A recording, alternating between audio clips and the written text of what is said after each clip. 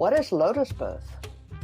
Briefly, it is a birth where the baby and their placenta are not separated at all. No tying or cutting of the umbilical cord. What?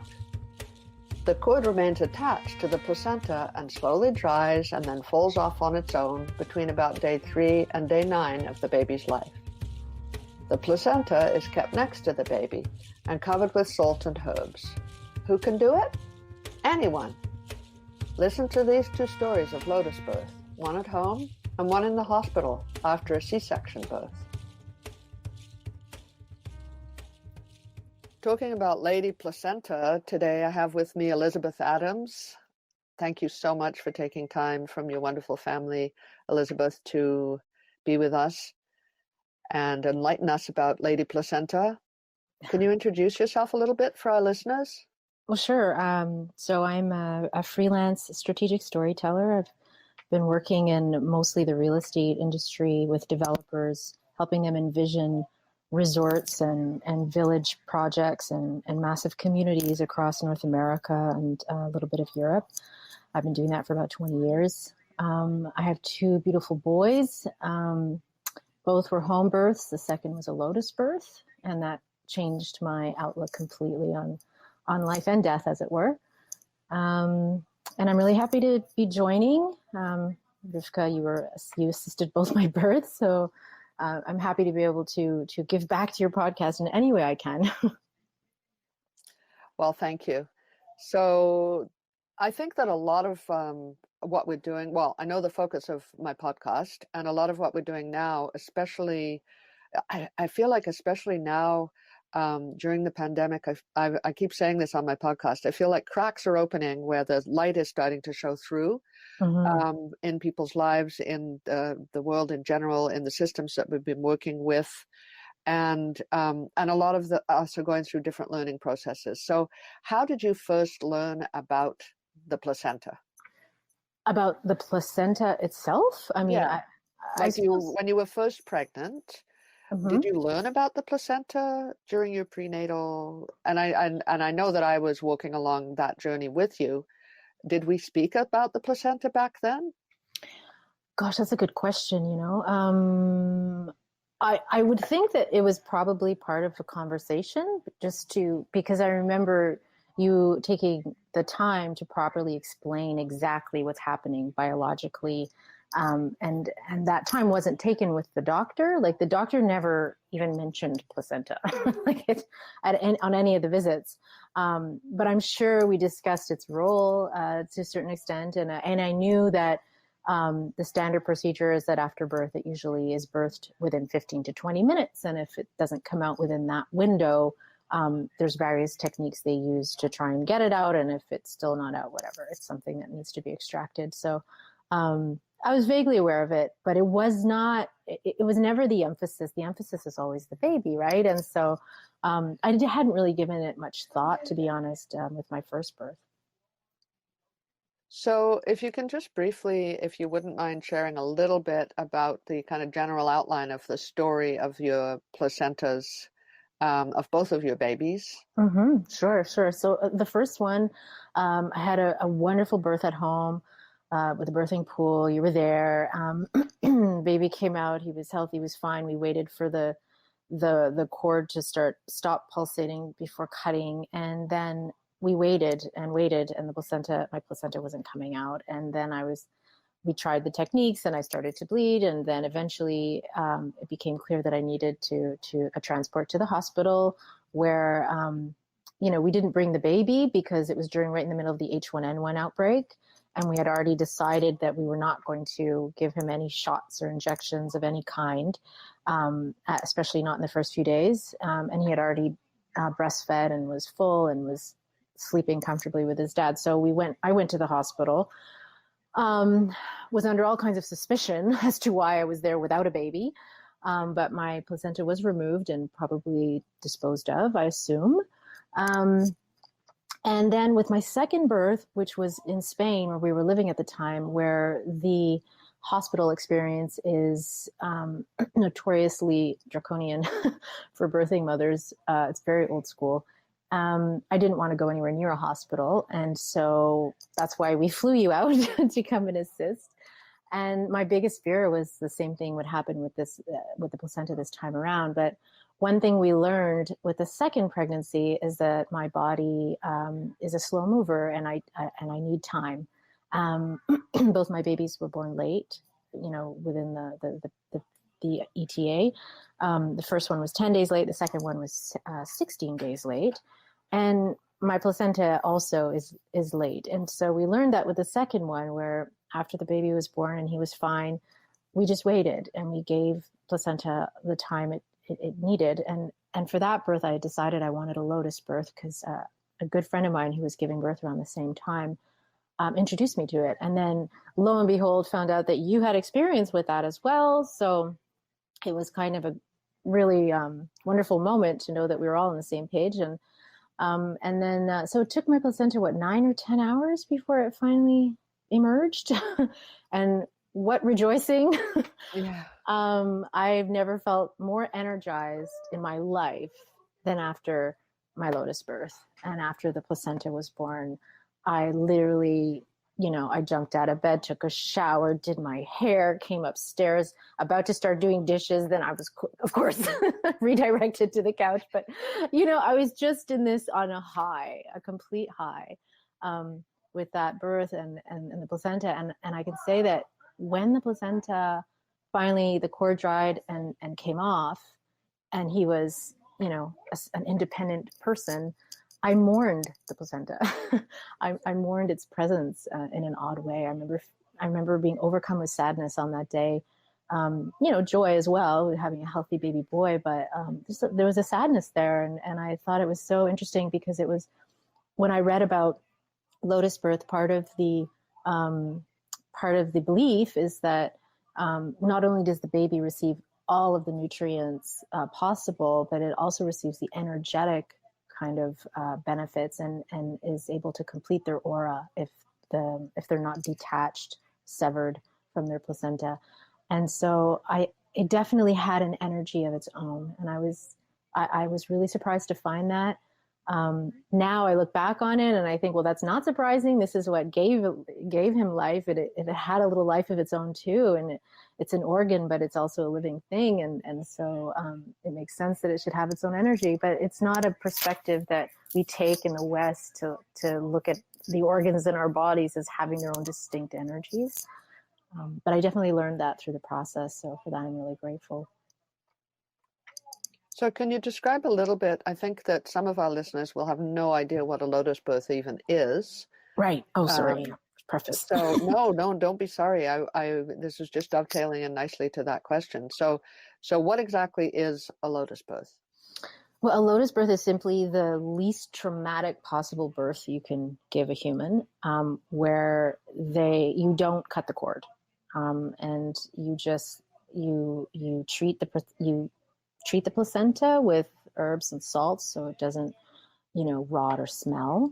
And you leave it in a small basket by the baby and with the cord intact. And some wrap the cord in silk as well. We didn't do that. But eventually it just dries and it falls off naturally. And then you're left with a dried placenta generally. And that's what a Lotus birth is, basically. It's just not cutting the cord and keeping the placenta close by until it removes itself naturally. We've been cutting the cord for so long, and it's so ingrained in us that actually I just got hold of a document. It's a precipitous birth document for emergency medical service people, and it's pretty good.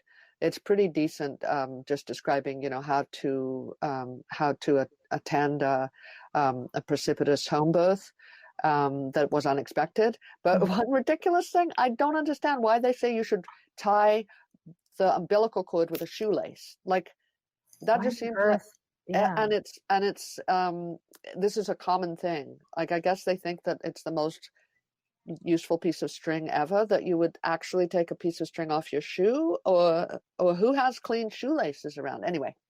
Yeah, that sounds very counterintuitive. Very weird. But basically the common perception of a Lotus birth is also like, ooh, that's weird.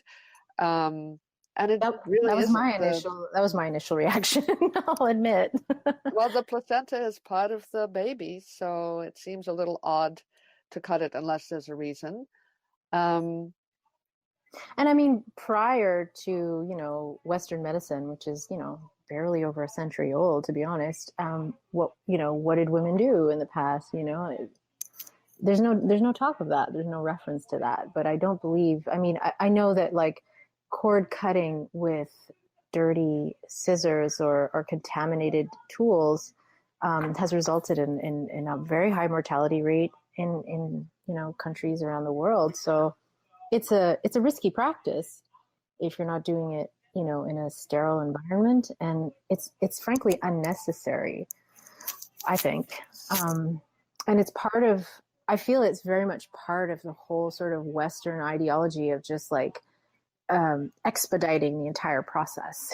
Like you come in, you got this much time to labor, this much time to get the baby out of you, cut the cord, here's your kid, inject them with vaccines or whatever, vitamin K shots, this and that, and then send you home so that they can free up the bed. And there's no time given to the process and how long it takes. And to birth a baby completely until it's independent, it takes actually a week, more or less, because after the baby's born, it takes another 5 or 6, sometimes up to 9 or 10 days even, for the cord to dry and fall off on its own.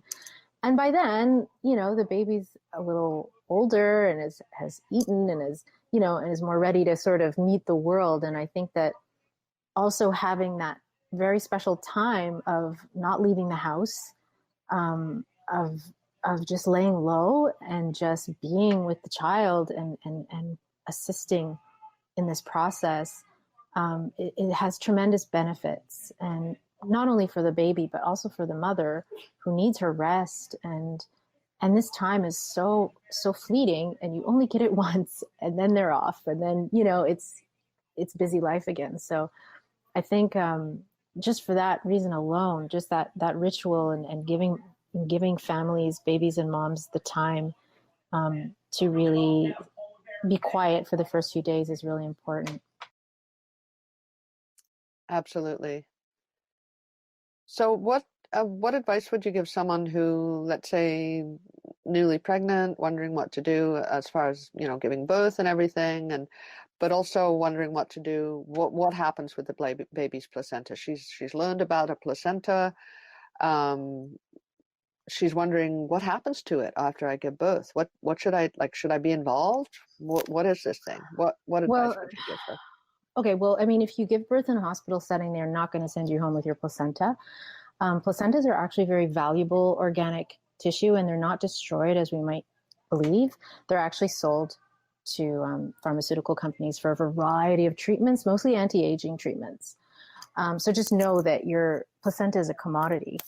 Nobody will tell you that. And you have, I don't know exactly what rights you have over it, but you should have rights because it's part of your body. But you would have to check that out before going in, I would think. So what happens if you want a Lotus birth? I think, at least in most countries, the only option is to do it at home, which I highly recommend if you're healthy and having a fairly uneventful pregnancy. And then what happens after? Well, my girlfriend, who also had a Lotus birth around the same time, she cut a section off of the placenta in the beginning before treating it with salt and herbs, and kept it aside. And she then sent that to a lab and had homeopathic pills made from it. And she gives them to her kids for like whatever reason, anything from anxiety to they're starting a cold to they're overtired or cranky or whatever. She just, here, give them a couple of these little placenta pills, and it calms them and it soothes them and it helps them get over illnesses quicker. And just a small piece of one can yield like thousands of these tiny little pills, and you can have them for quite a long time. I didn't do that. I kind of wish I had.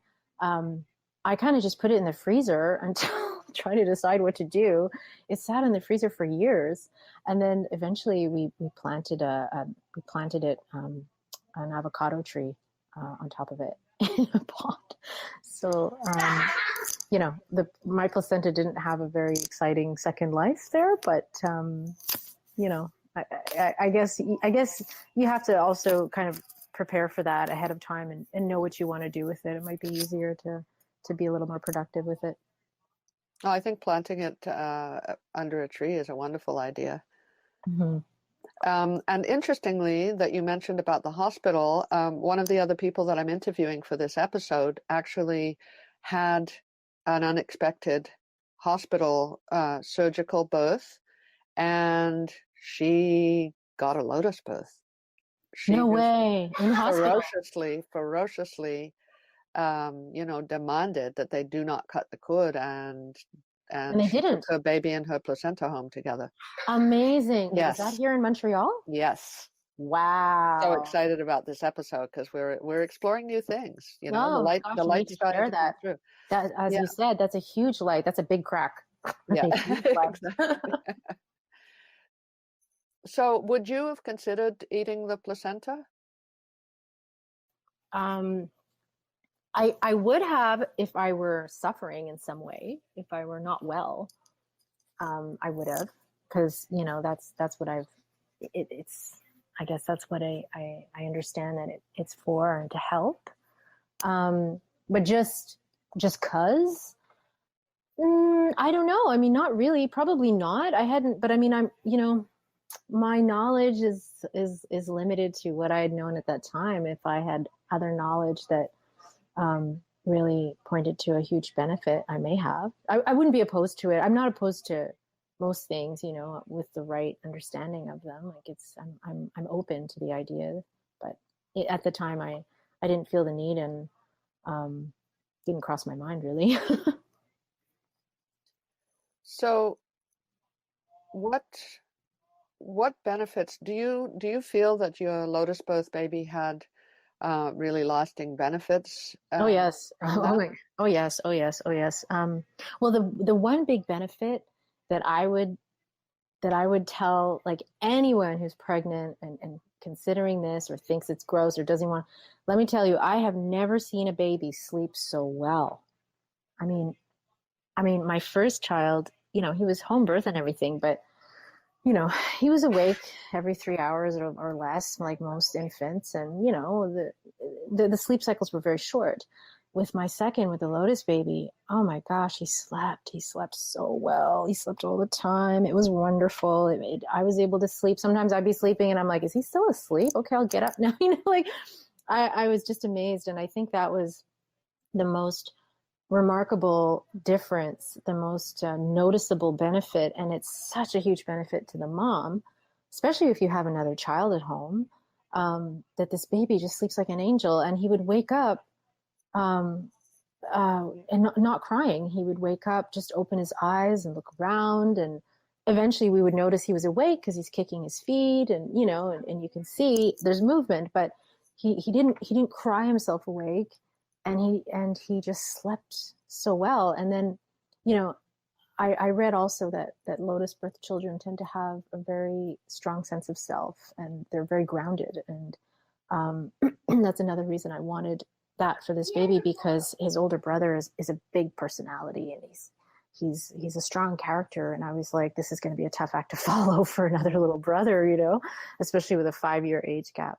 But wow, like my second one is so exactly that, grounded, self-confident, knows who he is, has his own likes and dislikes, regardless of what his brother likes or dislikes. He's not a follower. He's a leader. And,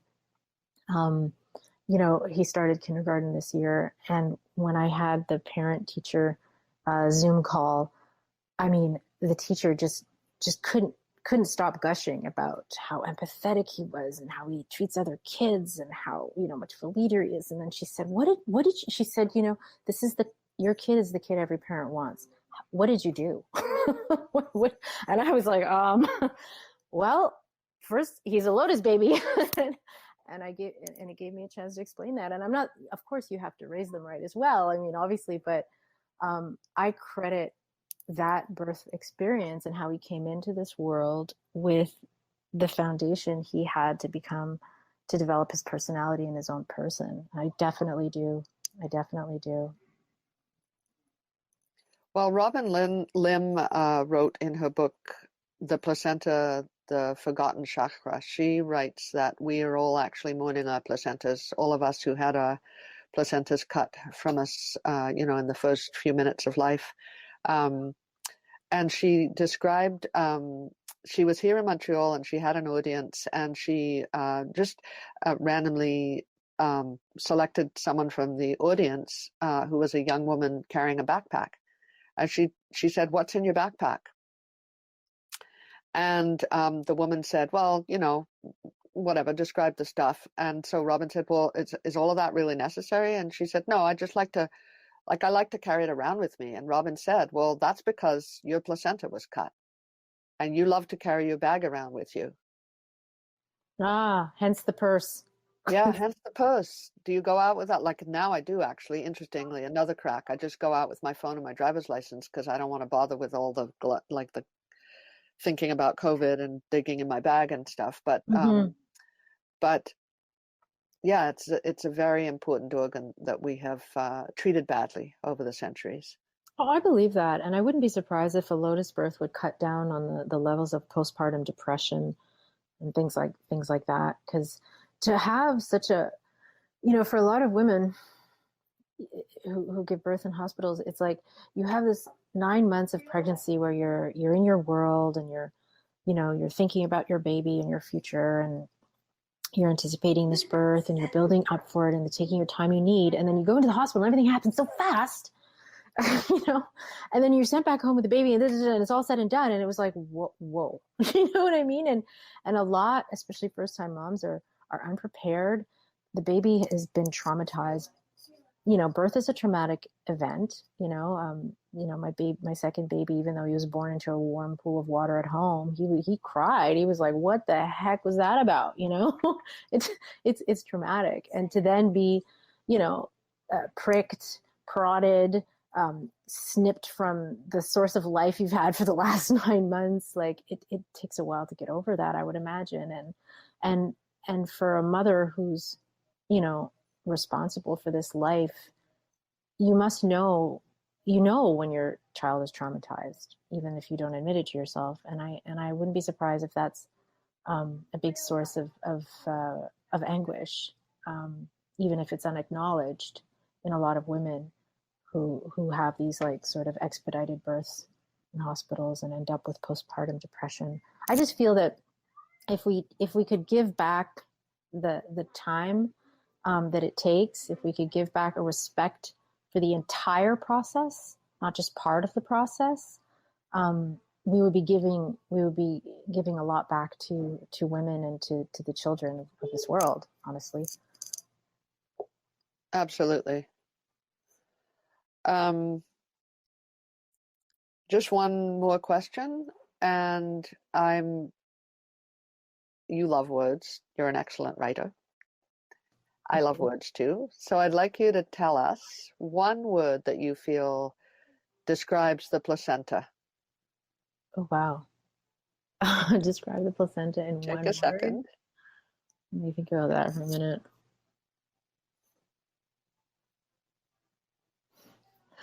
I want to say godmother. Oh, wonderful. That's the word that came to mind. Just this kind of a quiet protector, a quiet support, a nourisher, it's like a second mother. You know what I mean? You have there's the main mom, and then there's this kind of like divine mother, a godmother within that accompanies the child and supports them. Yeah.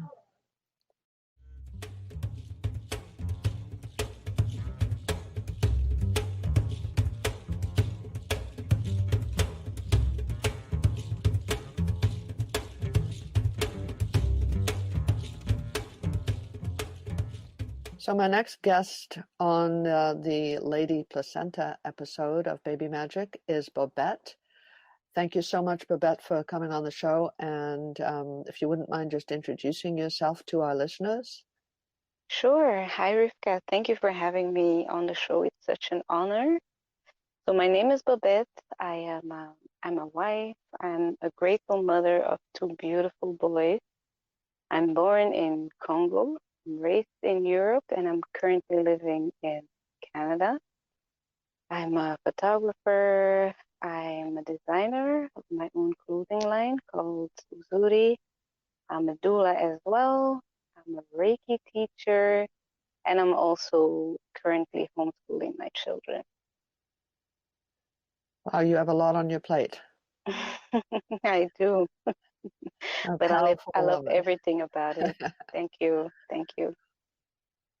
So tell me, so you've had two children. So when you were first pregnant with your first child, what did you learn about the placenta? How did you learn about it? Did anyone mention it to you? What were you thinking about it?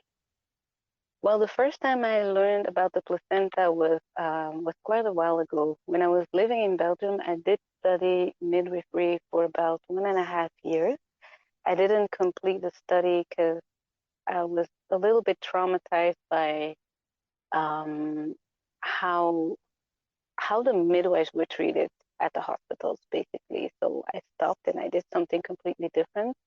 Then I totally forgot about it, about everything that had to do with birthing up until I arrived in Canada. Then it called me again to work with pregnant women, but this time in a different way, in a way that I was able to help. And that was basically to start my studies to become a doula. So during the doula classes, I learned more and more about the placenta. It was very intriguing. At the time I was dating my now husband. So I would tell him each time what we learned in the class. And then one day he told me about uh, Lotus Birth. So my husband he's very advanced. He always knew what he wanted and what kind of birth he wanted the day he was gonna have children. So he knew about many more things than I did, which was great. It helped a lot. So he's the one who introduced me into Lotus Birth, which got me to study the placenta even more.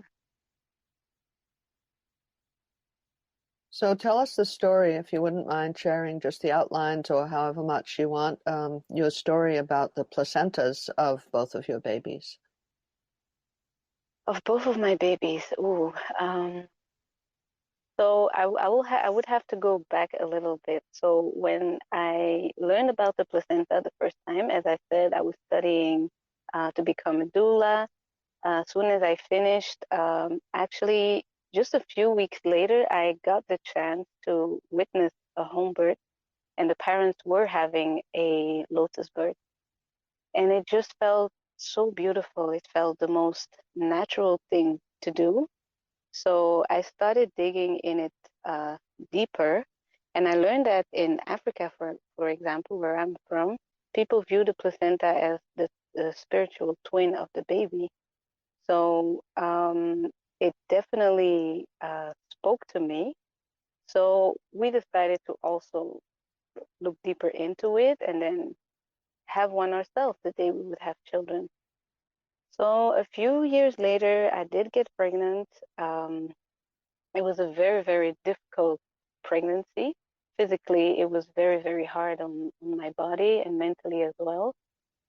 So it was supposed to be a home birth, but it ended um, I ended at the hospital and they did a C-section. To make a long story short, it was very traumatizing. Like everything I didn't want to happen basically happened. However, both of us, my husband and I, and my doula at the time, we insisted that I wanted to have a lotus birth. And I think the doctor kind of felt a little bad because, you know, I was crying, I was all sad and traumatized. And so she agreed that, okay, at least you can have lotus birth.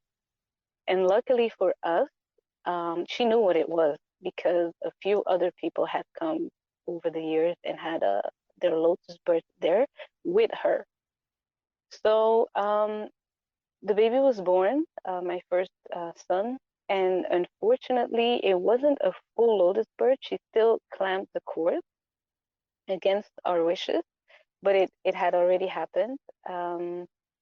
So the placenta was attached to my son for 2 days, and then I had to go home.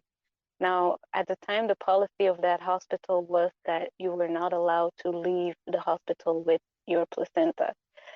So we ended up having to cut the cord after two days. So it wasn't a full Lotus birth.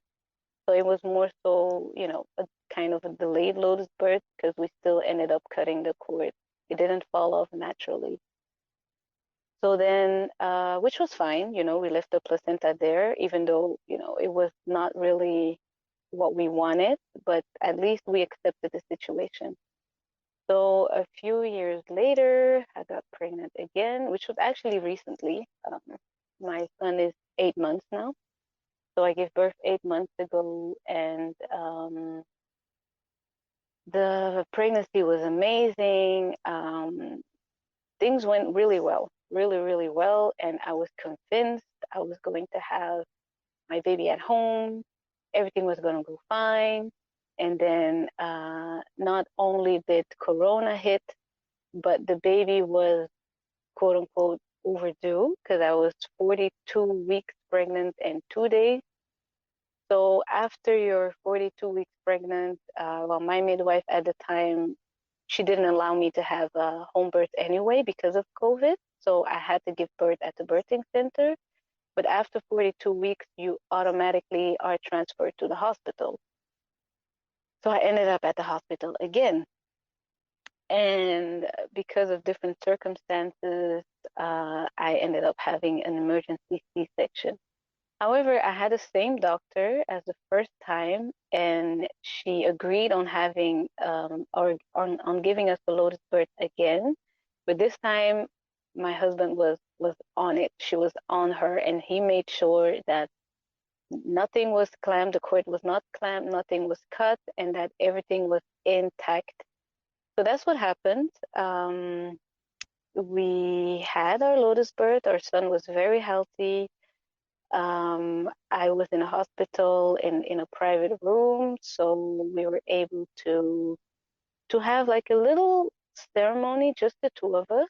And with ceremony, I mean, we were able to put the herbs on the placenta just to preserve it better. Like we used the Himalaya salt, rosemary, rose petal, lavender, and thyme. And while we were adding the herbs, it was really intimate. We were saying affirmations and words of love and protection to our newborn son. And he reacted really well to it. He was very peaceful. He still is, by the way. He's a very calm and gentle, peaceful soul. And luckily, in the meantime, the hospital policy had changed, and women are now allowed to take their placenta home. I'm talking about La Salle Hospital in Montreal, so it's not all the hospitals.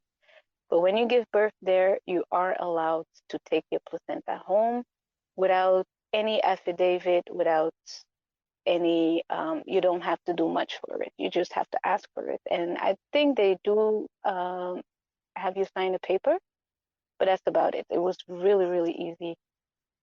So, well, one thing we noticed is that we had a lot of different nurses coming into the room, which was weird because nothing was wrong with the baby at all.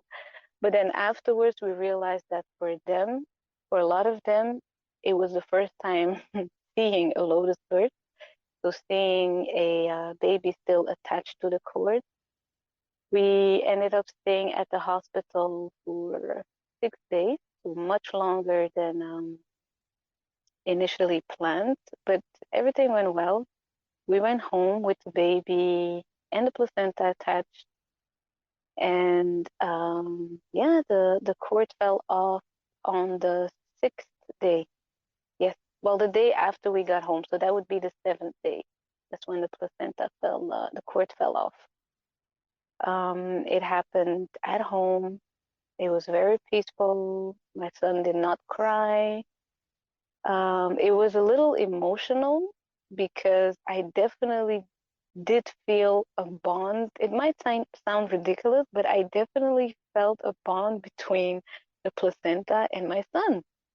So it was very emotional for me to see that the two were detached, you know.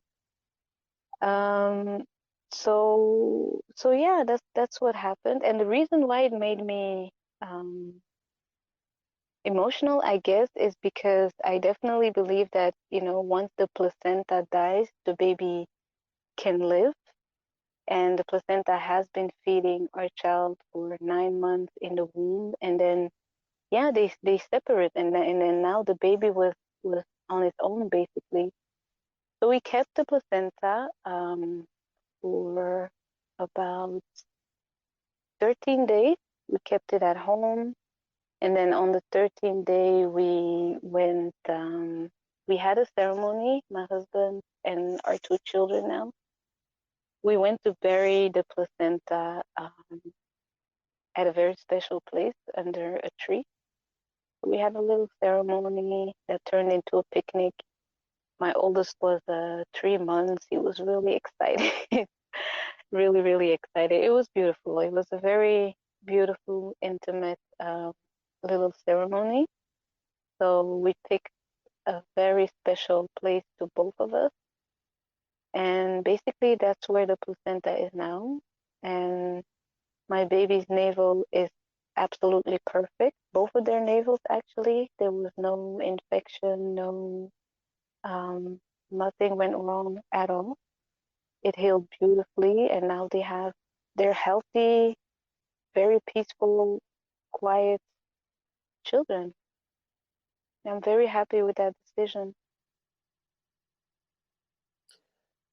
That's an amazing story, and I pay tribute to you and your husband making that precedent at La Salle Hospital, just with the kind of love and persistence that you live your life with. That's amazing.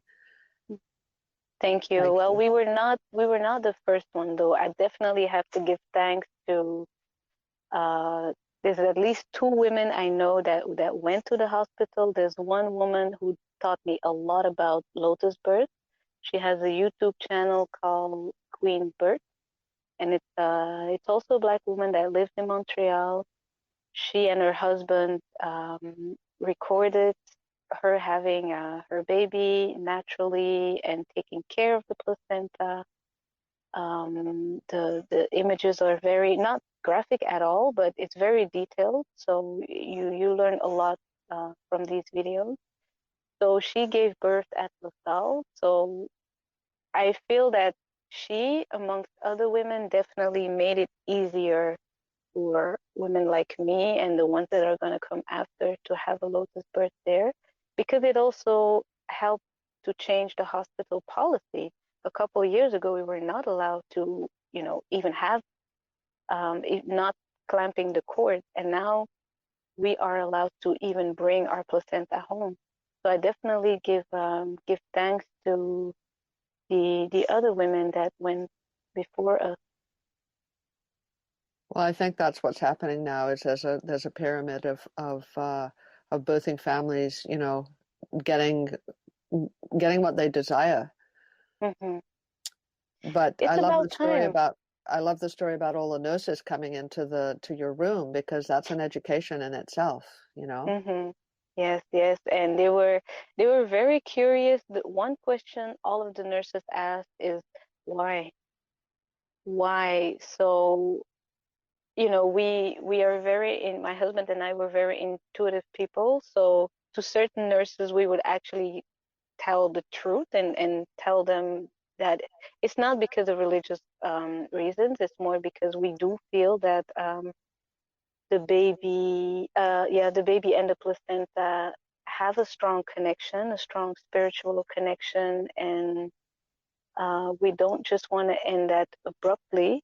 But then to other nurses, we would just say, "Oh yeah, it's for religious reasons," or "Oh no, just we're just trying this," or Yeah. we weren't all necessarily getting into depth with all of them. But yes, the amount of curiosity, even when we went home, Even when we went home, we had a whole crew of nurses saying goodbye to us because by then they all they Right. all had seen our son and the placenta. Yeah. So yeah, it was extremely empowering. That I must say, it was very empowering. Even though a lot of things went wrong during the delivery, the fact that we were able to do that, it was extremely empowering because it's your organ. Why would you not be allowed to take care of it the way that you want to? Especially taking it home. Why would you have to leave it there? We all know what happens to placentas. So it's only normal that you claim what's yours and that you're allowed to take it home. I'm very grateful that that policy changed now. And also, it's not only your organ, but it's actually your baby's organ, and important. And this is in no way saying that everyone has to have a Lotus birth, but it Mm-hmm. is safe, it is healthy, and it should be something that is respected. Exactly, exactly. It's not for everyone, but like you said, if there's a person who chooses to have a type of birth, that person deserves to have a support system around them. It's not going to be for everyone, but everybody deserves to be supported in their own decision. Absolutely. Yes, and I also have to give thanks to you because you were my doula teacher. You were also my midwife when I had my first baby, and while you were there for me, you were definitely very, very active and very helpful. Um, and you're also the one who taught me a lot about Lotus Birth. So I definitely have to give my respect to you as well for um, helping me and many other pregnant women, making it easier, having a better birth outcome. Well, thank you. You're So welcome. if you could just describe the placenta with one word, you can think about it, but yeah, one word to describe the placenta. One, oh, ooh, there's so many things I want to say about it. One word, life. Yes, absolutely. Yeah, I would say life. Life. It gives you life. It feeds you. It's such a powerful thing. I think without it, there would not be life. It nourishes every single human. Every Exactly. single one of us had a placenta. Mhm. Yeah. Well, thank you so much, Babette, for joining us and sharing your stories with us. They're amazing, just as you are. You're very welcome. Thank you for having me. I feel so honored. I You're hope that welcome. the series that you're doing can also help other women in the way it helped me because there's so many things that a lot of women don't know about when it comes to um, pregnancy and giving birth. The different options. There's a whole world of information that is being kept quiet, and with what you do, it's definitely helping humanity. So, thank you again.